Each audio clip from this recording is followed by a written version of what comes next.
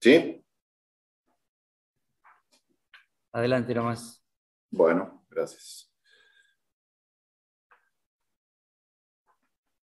Bueno, entonces, con el permiso de ustedes, voy a dar comienzo a la clase pública que lleva por título Cultivo de tomate, aspectos del manejo vinculados a la fisiología de la reproducción. Antes de entrar concretamente en el tema que nos convoca en el día de hoy, en la hora de hoy, perdón, vamos a hacer un resumen, un repaso de las cosas que venimos viendo en la primera hora, para ver cómo se inserta el tema que vamos a tratar en el contexto de toda la unidad. En principio hemos hablado de las estadísticas, vale decir, las estadísticas que nos permiten conocer la situación mundial y nacional de este cultivo y este alimento de tanta importancia. Hemos hablado del material vegetal, fundamentalmente en lo que refiere a los diferentes tipos morfológicos que tiene el producto, y también en los distintos hábitos de crecimiento que, como vimos, condicionan o determinan en una medida muy estricta el uso agronómico del tomate o las aplicaciones para cada modalidad de cultivo. En concreto, ahora, a finales de la hora pasada, entramos en aspectos de la biología y relación con su manejo. Hemos visto cómo se inicia el cultivo de tomate. Hemos visto cuáles son las distintas modalidades del cultivo, en particular o con énfasis a las que se aplican a lo largo y a lo ancho del territorio de nuestro país. Hemos hablado de las labores culturales específicas, y para continuar y finalizar con este tercer aspecto del tratamiento del cultivo de tomate, vamos a hablar de aquellos aspectos del manejo que están vinculados a la fisiología de la reproducción. Quedarán para la próxima hora aquellos aspectos vinculados a la protección y a la cosecha y post cosecha. Bueno, el tema que nos convoca, como dijimos, son los aspectos de manejo vinculados a la fisiología de la reproducción. En principio, podemos pensar que un aspecto central referido a la reproducción del tomate es estudiar su genética, su mejoramiento y, en menor medida, la producción de semilla. Nosotros vamos a hacer alguna breve referencia como para que tengan un marco conceptual para este tema, pero lo que nos va a preocupar en mayor medida, lógicamente, es cómo influye la reproducción sobre la producción de fruta. Lógicamente, porque consideramos que las oportunidades laborales que se les puedan presentar de ahora en más van a estar vinculadas más probablemente con lo que sea trabajar con productores de tomate fresco, y este va a ser el punto que les va a importar en su desarrollo profesional. Nosotros planteamos abarcar este tema acerca de recurriendo al estudio particularizado de cada uno de los componentes de rendimiento. Esto nos va a llevar inevitablemente a repasar muy brevemente la biología floral y estudiar el efecto que esta biología tiene sobre la fecundación y la reproducción. Vamos a tener que entrar mínimamente en algunos aspectos de la fisiología de la fase reproductiva, o sea, de cada una de las etapas que aseguran una perfecta fecundación, de la relación de estas con el ambiente, fundamentalmente, con el medio ambiente. Y en cada caso vamos a tratar de vincular cada una de estas fases, los condicionamientos que les impone el medio ambiente, con las labores culturales específicas a través de las cuales nosotros podríamos intervenir de manera favorable.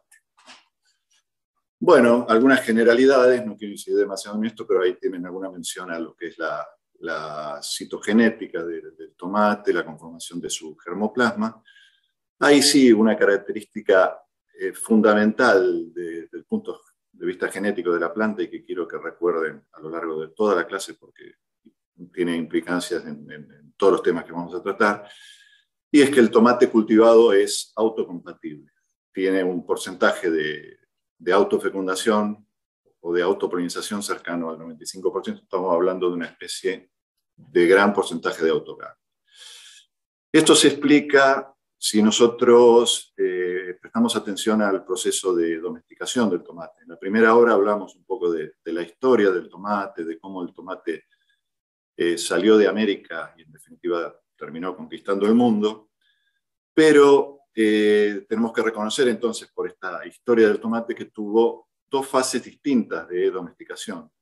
Tuvo una primera larga etapa de domesticación en su zona de origen, en México en concreto, donde estaban presentes los polinizadores naturales del tomate que por coevolución eran muy específicos y muy adaptados en concreto a esa especie.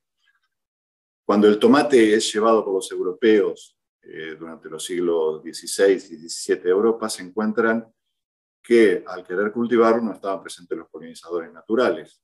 Esto determinó que hubiese una fuerte presión de selección a favor de aquellas plantas que presentaban autogamia y autopolinización. Así es que al día de hoy el tomate cultivado tiene un gran grado de autogamia. Esto imponía muchas restricciones al mejoramiento, porque no había una base genética a partir de la cual obtener variabilidad, y el auxilio a esto vino dado a partir de la segunda mitad del siglo XX, con los mecanismos que permitieron la introgresión de genes presentes en las especies silvestres emparentadas con el tomate en el tomate cultivado.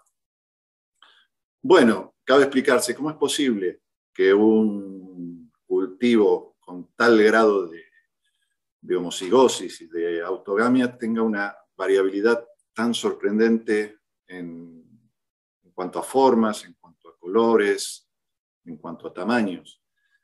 Bueno, la respuesta está un poco en el tomate en sí mismo, en el valor que tiene el tomate como cultivo y como alimento. En definitiva, esto hizo que a partir de que se adopta el tomate como alimento, hubiese tal cantidad de gente pendiente de descubrir mutaciones favorables que bueno, tal frecuencia de exploración, digamos, determinó que aparecieran muchas formas favorables en cuanto a forma o en otros caracteres. De esta forma cabe decir que si bien evidentemente el tomate es un portento de la naturaleza, de la evolución, en lo que se refiere al tomate cultivado, podemos decir que es una gran obra colectiva de la humanidad, porque han participado o han determinado que lleguemos al tomate tal como lo conocemos hoy en día, un montón de manos fundamentalmente anónimas, ¿no? De agricultores que han dado su trabajo y lo han condensado en ese producto tan maravilloso que es el tomate. Decíamos que a partir de un determinado momento fue muy importante explorar los parientes silvestres y ver las posibilidades de obtener a partir de ellos características favorables para el cultivo del tomate. No quiero detenerme en esto porque sería abundar demasiado, pero sí quiero que presten atención a este detalle. Esta es un pariente silvestre del tomate. No presenta fecundación cruzada, autopolinización, sino que justamente presenta fecundación cruzada. Y acá vemos un carácter morfológico que nunca vamos a ver en los tomates cultivados, que es que el estilo atraviesa el resto de la flor, o sea, atraviesa en concreto el androceo, y esto determina en gran medida el comportamiento de la polinización, tal como vamos a ver posteriormente. Acá tenemos algunos de los aportes de los tomates, de las formas silvestres de Solanum sección Lycopersicum al mejoramiento del tomate. Cabría señalar, sobre todo en los últimos años por el impacto que ha tenido en Argentina, que buena parte de los híbridos que se utilizan como portainjerto para el cultivo del tomate hoy en día en la Argentina son justamente híbridos interespecíficos entre tomates cultivados y tomates o parientes silvestres del tomate. Bueno, ya habiendo dejado atrás estos conceptos relativos al mejoramiento, pasamos a abordar este modelo del estudio de la relación con la reproducción a través de los componentes del rendimiento.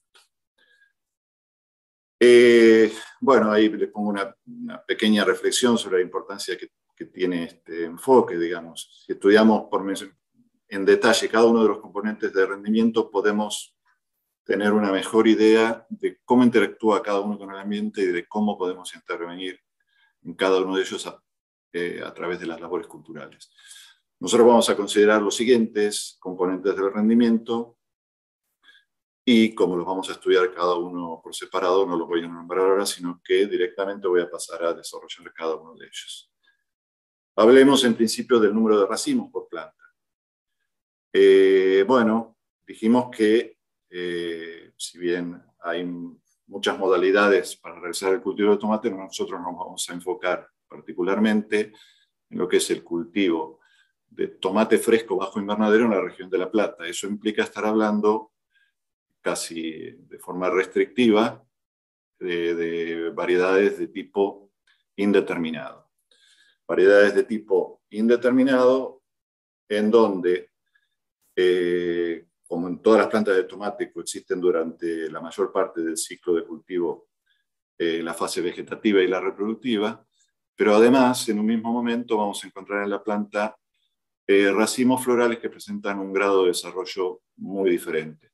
Lógicamente, partiendo del racimo más basal, que es el que va a estar más desarrollado, e incluso puede darse el caso de que tenga tomates ya listos para la cosecha, hasta el racimo más distal, que va a tener flores en un estado previo a la antesis. Bueno, este número de racimos por planta depende de una serie de factores.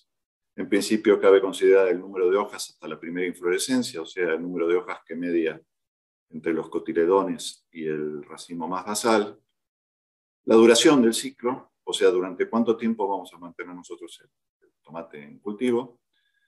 La longitud total del eje, estamos hablando de plantas que son conducidas mediante la labor cultural de conducción y mediante el desbrote a un solo eje. Eventualmente podemos hablar de plantas injertadas que se conducen a 12 ejes o plantas de tomate cherry que pueden conducirse a más ejes incluso, pero conceptualmente estamos hablando de que los racimos se van a disponer en un único eje. Y por último, la longitud media de los entrenudos como último factor que afecta la variabilidad de este componente de rendimiento. Pasemos a hablar, en primera medida, de cómo influye la duración del ciclo sobre el número de racimos. Yo, para poner esto en términos de comparación con la situación concreta del cinturón hortícola de La Plata, puse en consideración 3 ciclos probables de cultivo que tienen adopción en el cinturón hortícola. Hablamos de un ciclo corto temprano del frío al calor, con trasplante. Las fechas son aproximadas, lógicamente puede haber una determinada variabilidad. Yo intenté poner fechas medias, digamos. El ciclo corto temprano se trasplanta a mediados de junio, la cosecha se prolonga hasta mediados de enero aproximadamente. Un ciclo corto, también llamado ciclo del calor al frío, podemos estar hablando de un trasplante a finales de diciembre, comienzos de enero, con una cosecha que se prolonga hasta finales de mayo. Como vemos aquí, en un determinado momento, aproximadamente unos 15 o 20 días, hay una cohabitación de las plantas de ambos, correspondientes a ambos ciclos, porque en la práctica se recurre al interplanting, ¿no? Las plantas de ciclo tardío se colocan entre 2 plantas correspondientes al ciclo temprano. Y por último consideré un ciclo más largo. No es el más largo posible, obviamente, pero es una modalidad que cada vez tiene más adopción. Podríamos decir que es un ciclo semilargo, con una fecha de plantación intermedia, aproximadamente mediados de octubre, y con una cosecha que se prolonga hasta la misma fecha que consideramos aproximadamente para el ciclo corto tardío, vale decir, finales de mayo. Si consideramos el número habitual de racimos por planta que vamos a tener en cada una de estas distintas modalidades, vamos a ver la influencia justamente de la duración del ciclo sobre el número de racimos. Los ciclos cortos, más o menos es comparable para ambos, tienen un número de racimos variable, lógicamente, pero que podríamos situar entre los 7 y los 9 racimos por planta o por eje, por planta. En cambio, la plantas de ciclo largo presentan lógicamente un mayor número de racimos por eje, que podría llegar a un número variable entre 10, 12, 13, digamos, ¿no? Muchas veces, si hablamos de ciclo largo, hablamos de plantas injertadas, donde no deberíamos hablar de plantas por hectárea, sino de ejes por hectárea, que es igual al número de ejes por hectárea en un ciclo corto. Y entonces, en definitiva, en cada eje van a estar presentes esos 12 racimos. Si hablamos por planta, hablaremos del doble, de 24, pero en definitiva no tiene efecto en el cálculo final por hectárea, porque estamos hablando de marcos de plantación que son, o de densidad de plantación que son la mitad del marco habitual. Bueno, también dijimos que el número de racimos por planta está influido por la longitud total del eje.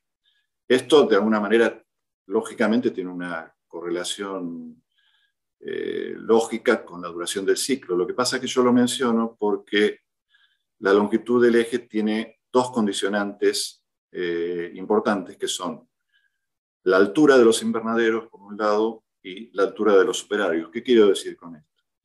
En definitiva, si pongo esta imagen, un poco nos va a permitir hablar, referirnos mejor al tema.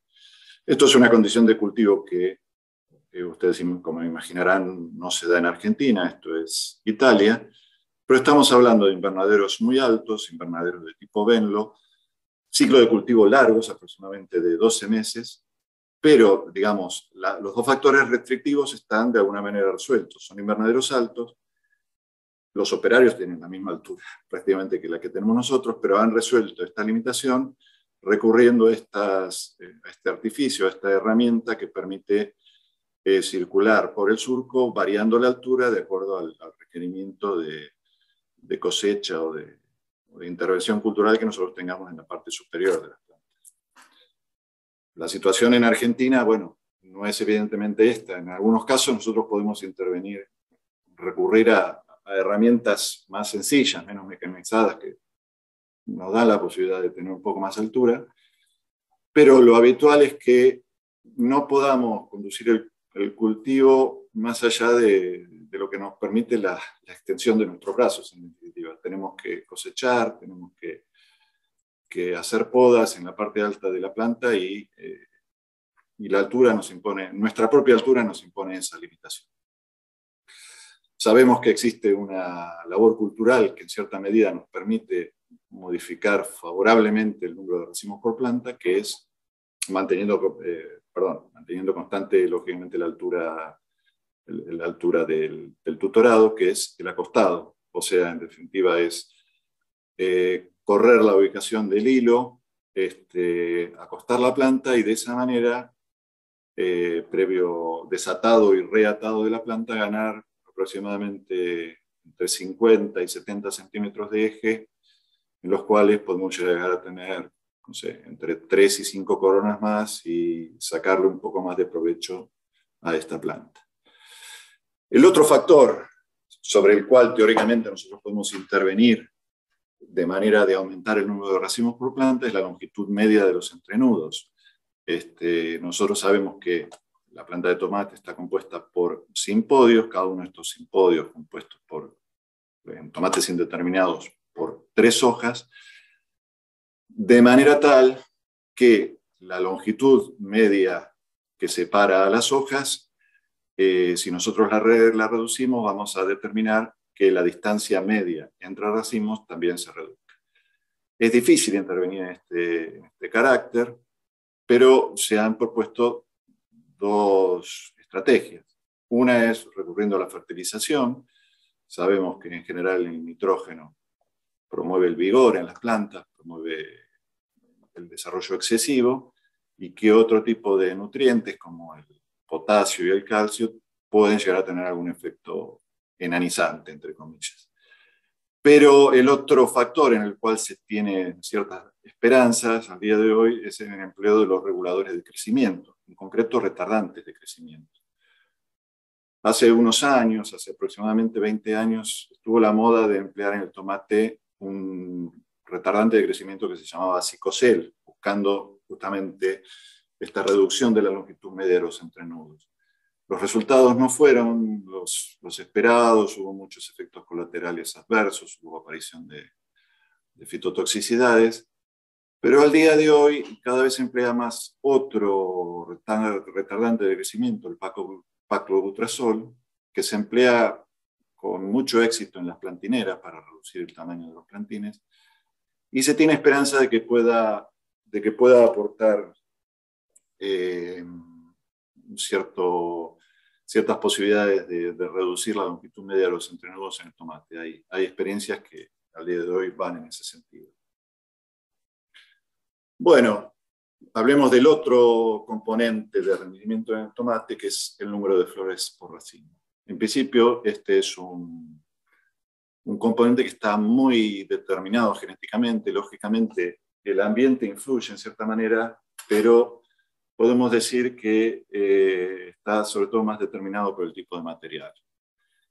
Como en todos aquellos frutos en los cuales el tamaño final es un componente básico de la cantidad, nosotros tenemos que llegar a establecer una solución de compromiso o una negociación entre el número de frutos y tamaño medio de frutos.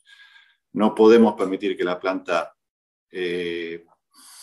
produzca un número ilimitado de frutos y comprometer de esa manera la provisión de un número suficiente o de un número abundante de frutos con tamaño comercial. Lógicamente, este número es muy variable en función del tamaño comercial que tiene el fruto que nosotros buscamos. En un extremo, nosotros en algunos tomates cherries, el Solanum lycopersicum con variedad ceraciforme, podemos estar buscando frutos con un peso final de 10 gramos. Y en el otro extremo tenemos los tomates, los beef sticks, los tomates que están desarrollados para la industria de las comidas rápidas, el tomate sanduichero, digamos, en el cual pretendemos pesos medios de 400 gramos. En la media está, en el término medio está el caso más habitual de los tomates redondos de consumo más habitual, que tienen un peso aproximado óptimo entre los 180 y poco más de 200 gramos. 200 sería un buen término, digamos. En general, si bien cabe intervenir en este factor a través de las dos labores culturales que mencionamos, de poda de frutos y poda de flores, cuando nos referimos a tomates indeterminados, redondos, para consumo en fresco, en general vemos que los híbridos tienen una gran capacidad de autolimitación y en general no emiten flores más allá de un número que es compatible con un buen tamaño.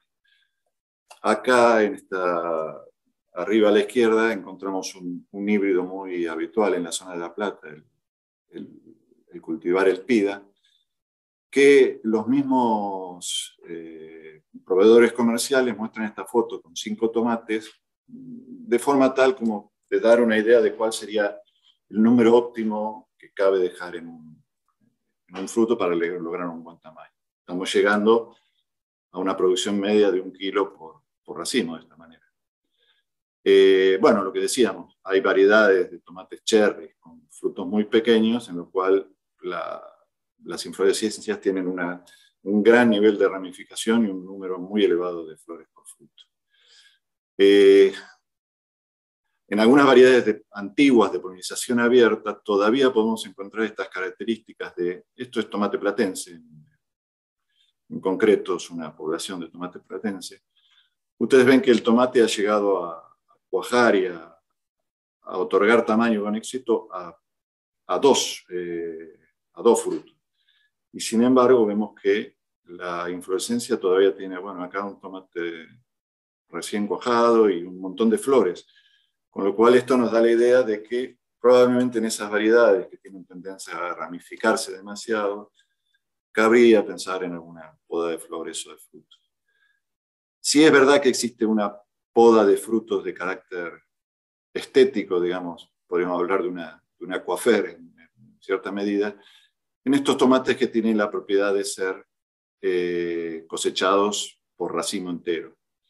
Nos referimos a estas variedades que tienen una inflorescencia muy bien definida, así en forma de espina de pescado, con frutos que maduran muy simultáneamente unos con otros, frutos resistentes a la abscisión, frutos que se retienen muy fuertemente junto al racimo, y en ciertas ocasiones producen tal cantidad de frutos que en la parte más distal, o sea, aquellos frutos que se han formado más tardíamente, no logran obtener un tamaño apropiado o no logran madurar, con lo cual, para preservar la integridad estética del conjunto, se suelen cortar.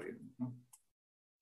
Bueno, hablemos del cuajado. El cuajado seguramente es uno de los componentes principales del rendimiento en cuanto a la complejidad que tiene y la cantidad de factores que lo determinan, ¿no? Hay una fuerte interacción ambiental o genético-ambiental en este proceso. Participan sustancias de tipo hormonal y tiene una preponderancia fundamental el balance de hidratos de carbono entre el fruto recién cuajado o las flores que funcionan como sumideros de hidratos de carbono y las hojas o el resto de la planta que funciona como fuente. Cuando finalmente se obtiene el cuajado, se logra lo que es la retención del fruto. Esto se conoce habitualmente o se asocia a un tamaño mínimo de fruto, aproximadamente de 1 o 2 centímetros.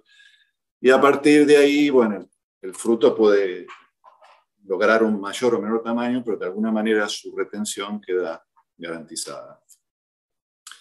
Bueno, para hablar del cuajado del tomate, inevitablemente tenemos que volver a referirnos o repasar rápidamente aspectos de la biología floral del tomate. Ya mencionamos que el tomate es fundamentalmente autógamo, explicamos por qué o cómo se asocia eso a los mecanismos de domesticación. Y esta condición que tiene el tomate de estar obligado o condenado, entre comillas, a autopolinizarse, está vinculada con particularidades anatómicas, en concreto de la flor del tomate. Anatómicas y, bueno, fisiológicas también. En definitiva, son 3, que son brevistilia, sinandria y protoginia. Como los nombres son muy técnicos, voy a ayudarme de esta imagen para tratar de explicar cada uno de los 3. ¿Qué es brevistilia? En definitiva, brevistilia es la condición por la cual el estilo del gineceo del tomate no se elonga de manera de no llegar a atravesar el cono anteroideal, o sea, se mantiene en un estado corto. En condiciones normales no supera o no sale más afuera del androceo. En definitiva, no sale afuera de la flor, permanece encerrado dentro del estambre. Sinandria, bueno, sinandria es justamente lo que mencionamos, esto que encierra al estilo, que es la fusión de las anteras, de las 5 anteras correspondientes a los 5 estambres del androceo del tomate, que se condensan, se sueldan en la parte, justamente en las anteras, dejando únicamente un orificio entre ellas, que es el que podría atravesar eventualmente el estigma si debiera salir al exterior. La tercera condición que garantiza la autopolinización es la protoginia. ¿Protoginia qué quiere decir? Que el estigma es receptivo antes de la maduración del polen. Esta conjunción de tiempos hace que se garantice que cuando el estigma llega a ponerse en contacto con el polen, ya está receptivo y ya puede tener lugar la fecundación. Sin embargo, no es todo tan fácil, o sea, está garantizada la autopolinización, pero para que esta ocurra de manera exitosa, tienen que darse de manera exitosa también una serie de etapas o una serie de pasos sucesivos que van a determinar un resultado final favorable. Dicho de otra manera, una etapa no puede cumplirse apropiadamente sin que previamente la previa haya tenido éxito, digamos. Estas distintas etapas, estas 7 etapas que se dan en el proceso de fecundación, están enumeradas allí, pero como las voy a tratar en detalle, ya paso a enumerar cada una de ellas. La producción de polen. ¿Qué se requiere o cuáles son las condiciones ambientales propicias para que se produzca polen? Bueno, en definitiva, una alta radiación, ya que la producción se reduce cuando la irradiación es baja, cuando hay condiciones de nubosidad. Sabemos, por otra parte, que temperaturas por encima de los 40 grados centígrados determinan daños sobre los granos de polen, determinan la muerte de muchos granos de polen. Y por otro lado, sabemos que debajo de los 10 grados se reduce la tasa de creación de polen y la cantidad de polen que se forma. Cuando hablamos de producción de polen, hay dos componentes, digamos. Ahí está el componente cantidad y el componente viabilidad. De nada vale producir mucho polen si hay mucha mortalidad posteriormente y ese polen no es viable. Cabe considerar eso. Bueno, el intervalo óptimo para esta fase está determinado entre los 10 grados y los 35 grados centígrados. La polinización es de todas estas etapas que hacen a la secuencia completa de la fecundación, la etapa fundamental. Presenta dos condiciones indispensables, que son que el polen se desprenda y se libere de las anteras y que ese polen se adhiera satisfactoriamente o exitosamente al estigma de manera de poder germinar. Esta situación nos determina que el factor ambiental más relacionado o que más influencia tiene sobre esta etapa sea la humedad relativa. El rango óptimo de humedad para una perfecta polinización está entre el 50 y el 90%, ya que humedades relativas inferiores al 50% hacen que el polen no se adhiera satisfactoriamente al estigma y no pueda germinar, y humedades por encima del 90% determinan que por la presencia de agua libre el polen se aglomere en las anteras, se apelotone y no responda a los estímulos para el desprendimiento. Hay otra condición que afecta seriamente esta etapa de la polinización, que es la longistilia o exerción del estilo. Esto no es otra cosa que aquella situación en la cual la condición de brevistilia, que hemos dicho que era necesaria para la autopolinización, no se cumple. No se cumple porque el estilo se desarrolla a una velocidad, a una tasa de crecimiento superior a la normal. Esto responde a estímulos ambientales, como son altas temperaturas, alta concentración de nitrógeno en el suelo, pero fundamentalmente obedece a bajas radiaciones. Cuando hay bajos niveles de radiación, el estilo responde en definitiva como responden casi todos los tejidos vegetales, tiende a elongarse, a hilarse, como se conoce técnicamente, ¿no? Bueno, hay temperaturas óptimas para el éxito de esta fase que están entre 17 y 24 grados, pero lo que es fundamental que tengan presente es que la condición indispensable para que la polinización tenga lugar en el tomate es que exista un estímulo mecánico para el desprendimiento del polen. No se olviden de esto porque va a ser la explicación de las intervenciones, de buena parte de las intervenciones que nosotros podemos hacer para mejorar este proceso. Bueno, falta mencionar las dos últimas etapas, la germinación del polen y el crecimiento del tubo polínico, las dos con un rango óptimo de temperatura bastante similar. El crecimiento tiene por ahí un poco más restrictivo el rango de temperatura óptimo. No influyen en gran medida ni la radiación ni la humedad relativa, y hay un cierto grado de discusión acerca de si el boro puede otorgar respuesta a la fecundación en tomate. Sabemos que el tomate, como todas las fanerógamas, requiere de este micronutriente para un crecimiento apropiado del tubo polínico. Eso no está en discusión. Lo que sí es más incierto es si en las condiciones del suelo en que nosotros cultivamos el producto en la Argentina, y con las fertilizaciones que se realizan, donde el boro puede estar siempre presente como impureza, más allá de que lo apliquemos o no, sí, en la práctica puede haber una respuesta a la fertilización con boro que se traduzca en mayores niveles de cuajado, en definitiva.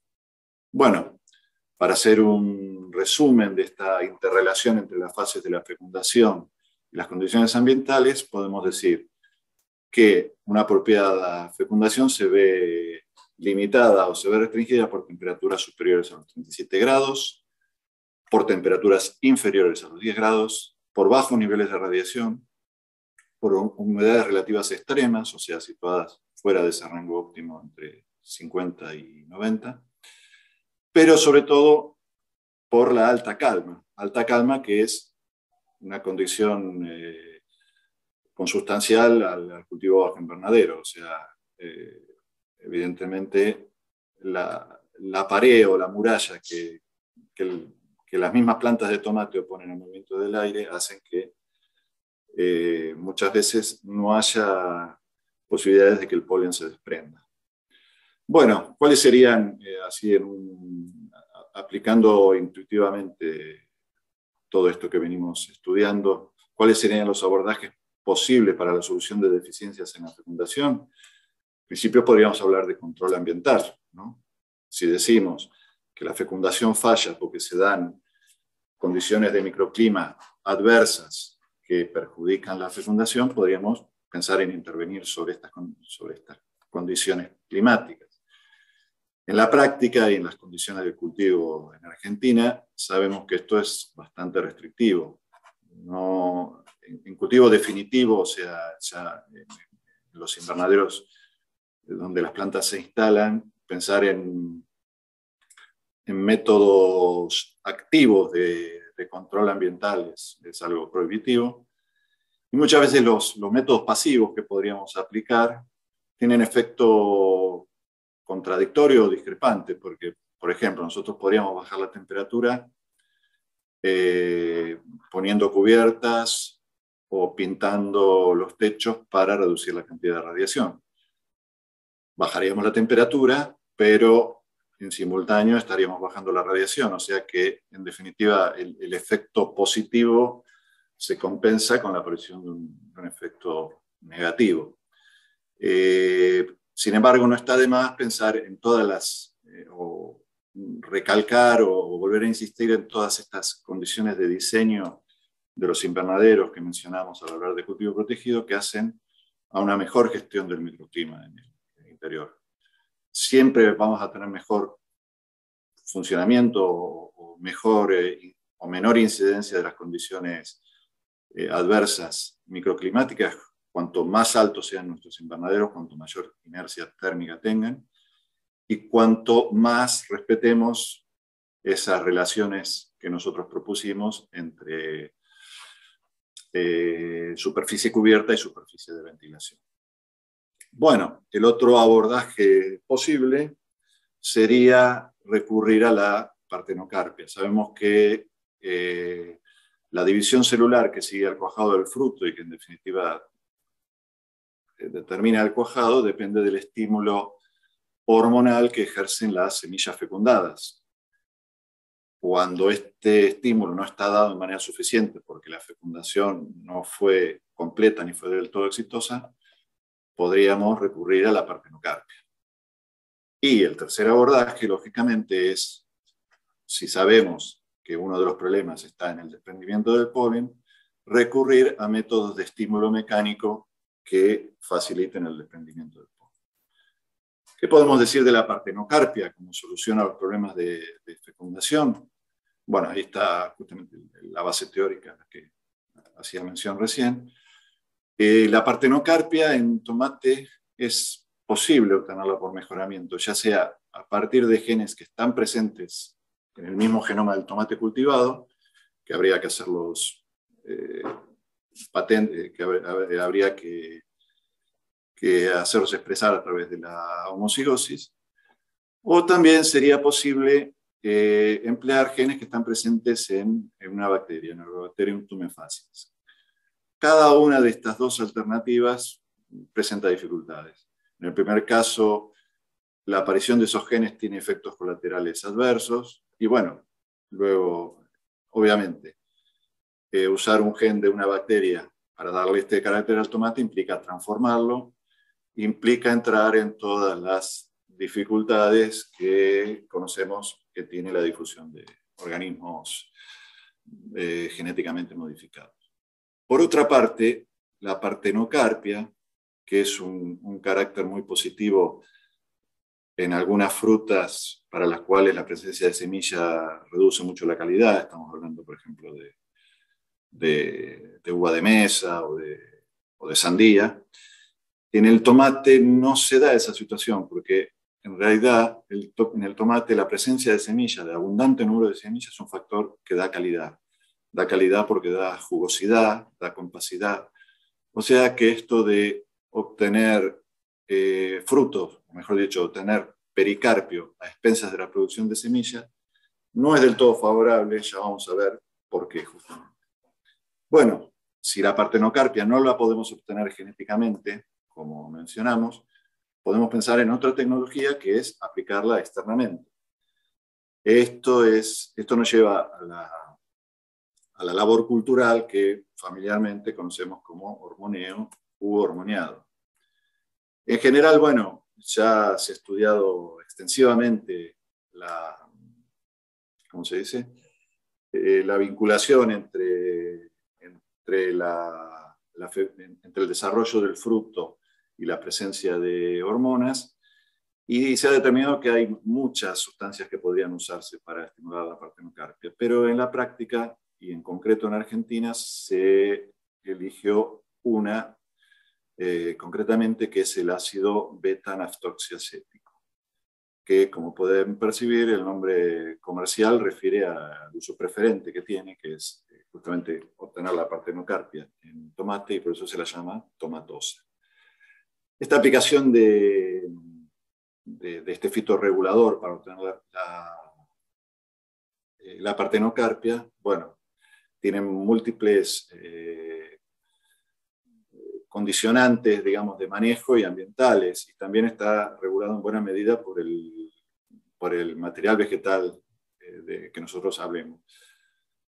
Con lo cual, por más que los fabricantes siempre tengan una dosis recomendada, cabe en todos los casos hacer un ajuste para nuestra situación particular, para nuestro ambiente, para las fechas de plantación que hemos decidido, sobre todo, lógicamente, si estamos apartándonos de la norma habitual en la región.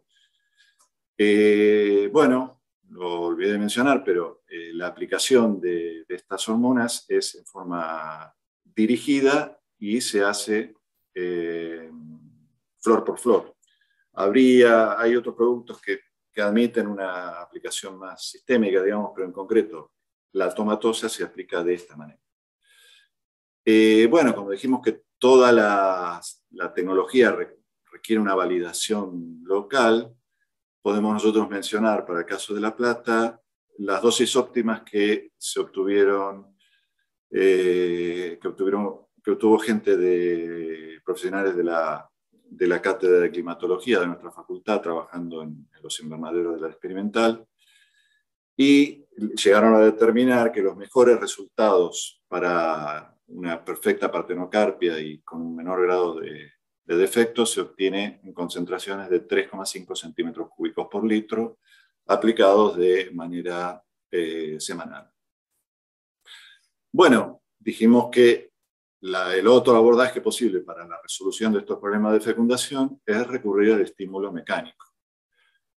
Ya dijimos que necesitamos que las flores se muevan para que las anteras se muevan y desprendan el polen, y el polen llegue a los estigmas. Es muy evidente la diferencia entre el grado de problemas de fecundación que observamos en un tomate a campo y en un tomate en invernadero, y esto responde a que el tomate a campo tiene sencillamente, además de que podrían contribuir polinizadores naturales, eso es más discutible, pero tiene el estímulo innegable del viento y de las brisas que facilita el desprendimiento del polen. En invernaderos nosotros hemos restringido en buena medida esta circulación de aire, nos enfrentamos a situaciones de calma. Entonces, a lo largo del tiempo se fueron desarrollando distintas tecnologías o distintas herramientas para darle solución a este tema. La primera, la más rudimentaria, la más básica, era recurrir al vibrado, lo que se llamaba vibrado. Vibrado no era otra cosa que golpear con una caña el alambre que sujeta todos los hilos que dan tutorado al tomate. De esta manera se conseguía una vibración que se transmitía hasta cierta distancia y mejoraba en cierta medida el desprendimiento del polen. Con el tiempo empezaron a usarse otros elementos, están los sopladores, estos sopladores que nos permiten juntar hojas en el otoño, etc. Son maquinarias, digamos, con motor a explosión que emiten una corriente de aire con un caudal bastante importante que determina movimiento en las flores y promueve la liberación del polen. Sin embargo, con el tiempo se empezó a ver que se necesitaba una acción que fuese más flor por flor, que incluso estas metodologías del vibrado y del uso de sopladores no terminaban de ser efectivas. Y ahí apareció la posibilidad de emplear a los abejorros. El abejorro es un insecto, bueno, bastante difícil de domesticar por su agresividad y tal, pero ya hubo esfuerzos desde comienzos del siglo XX para conseguir su domesticación. Al llegar la década del 80 del siglo XX, se consiguió el primer éxito en la domesticación, la primera liberación comercial de abejorros concebidos para el empleo en polinización asistida, que tuvo lugar de parte de dos empresas, una holandesa y otra belga. ¿Por qué son tan buenos polinizadores, entre comillas, los abejorros? ¿Y por qué en concreto son tan buenos para el tomate? Bueno, hay unas cuantas razones que lo explican. En principio, son insectos adaptados al consumo de polen, o sea, no buscan néctar, que por otra parte la flor del tomate no se la ofrecería, o sea que están más vinculados a los requerimientos de la biología floral de estas plantas que no producen néctar. En comparación con las abejas, por ejemplo, con otros polinizadores, tienen una alta masa. Yo no tengo valores exactos, pero seguramente un abejorro es 20 veces más pesado que una abeja, probablemente, con lo cual cualquier operación, ya sea posarse en la flor o simplemente acercarse a la flor, va a determinar movimientos de mayor energía, ¿no? Tienen lo que se llama una alta frecuencia de pecoreo, o sea, son trabajadores incansables que están todo el día visitando las flores. Y por otro lado, esa eficiencia se ve suplementada por el hecho de que reconocen las flores fecundadas, con lo cual no hacen visitas inútiles o visitas en vano, digamos. A bajas temperaturas funcionan mejor que las abejas, pero sobre todo tienen una característica que es la que define por excelencia su calidad como vibrador, vamos a decir, más que como polinizador, que es que tienen mecanismos de desprendimiento del polen por zumbido. O sea, tienen órganos especiales en las alas que al moverse determinan frecuencias de onda que provocan un gran movimiento en la flor. Hay una cosa fundamental que tienen que tener en cuenta, es que habitualmente nosotros hablamos de uso de abejorros como polinizadores, pero esto es un poco equívoco, porque en realidad el abejorro no se comporta llevando polen de una flor a la otra, sino que simplemente contribuye a que en el interior de una flor de tomate el polen se desprende. De hecho, el abejorro no recupera nada de ese polen porque no sale al exterior, digamos. Nosotros tenemos que complementar en las colmenas con alimento, porque la flor del tomate no le va a dar alimento. Bueno, en Argentina en concreto el uso de las colmenas de abejorro se empezó a explorar en el año 2007.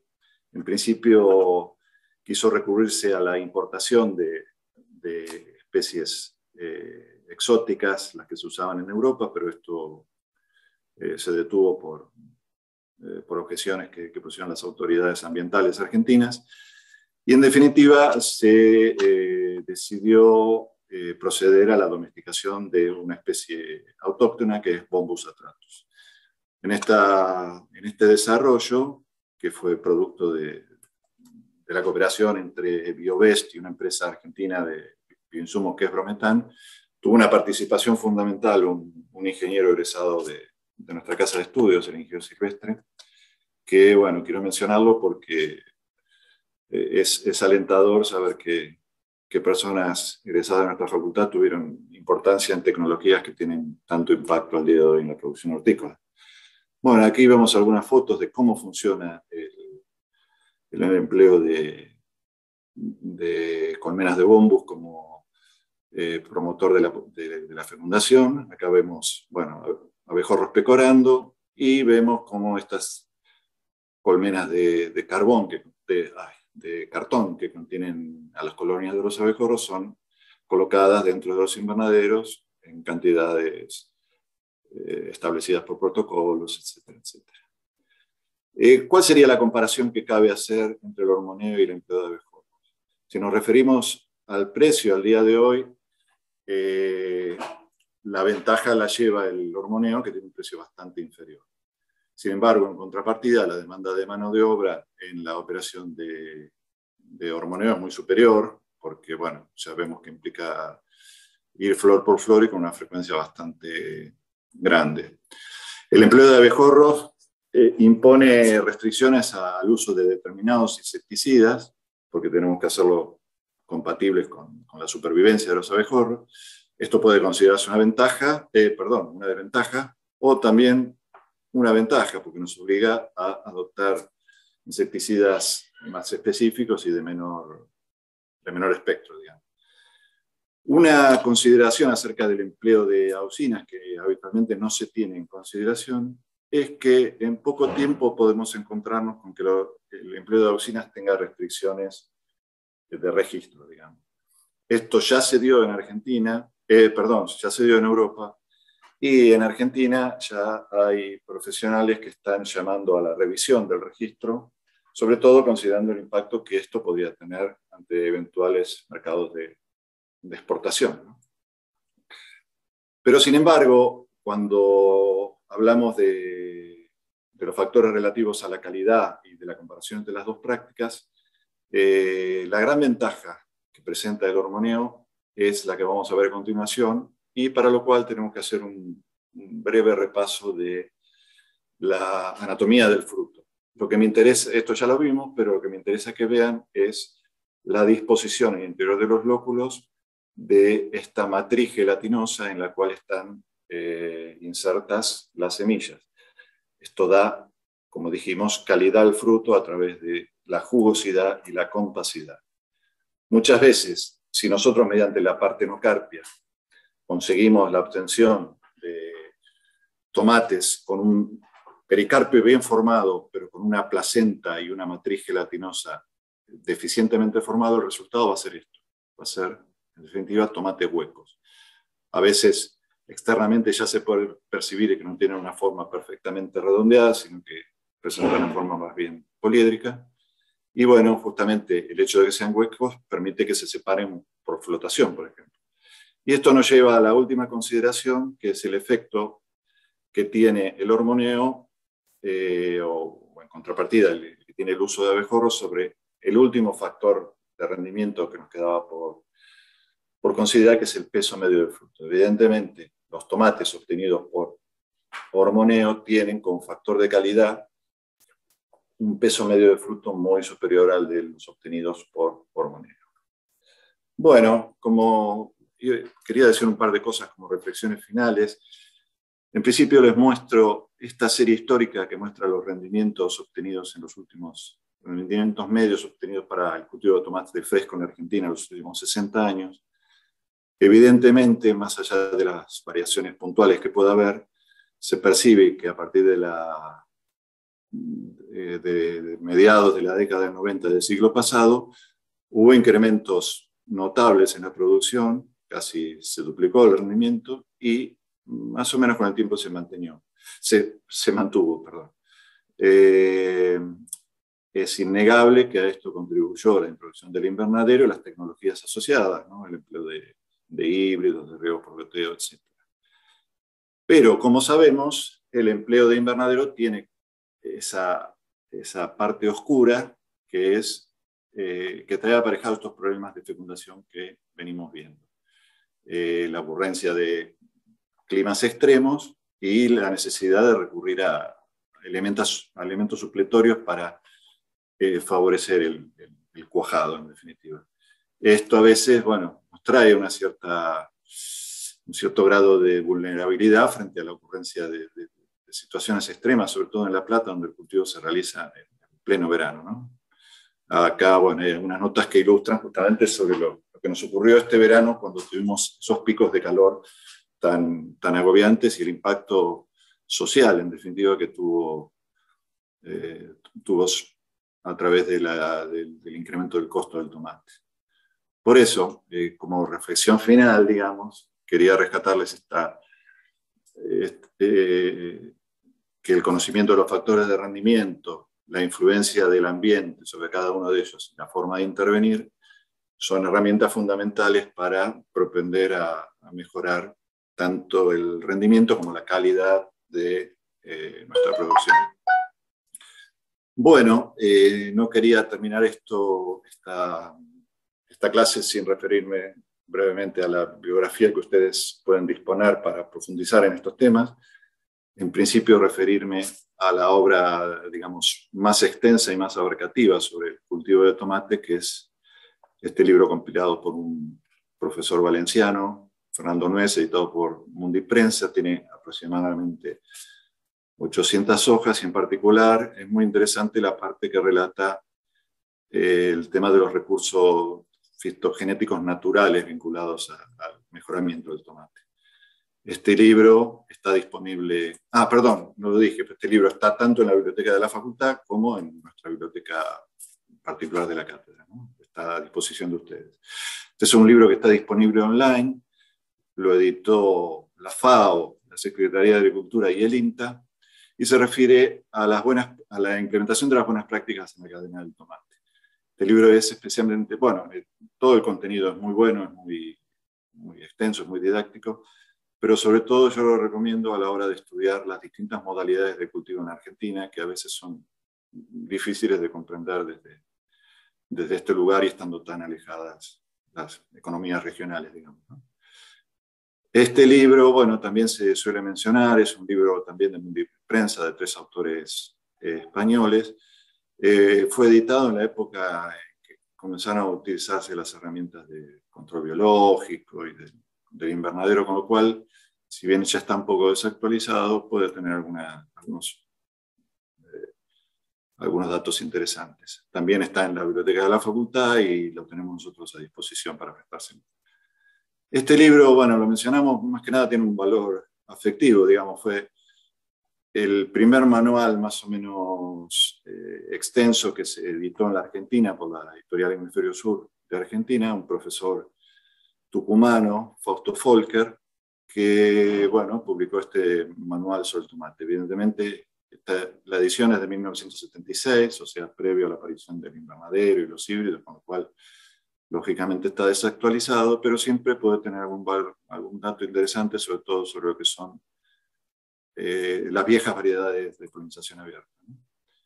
Bueno, en inglés, con esto también los estimulo a que empiecen a consultar material inglés y se vayan familiarizando con el lenguaje técnico, en este caso en concreto de la horticultura.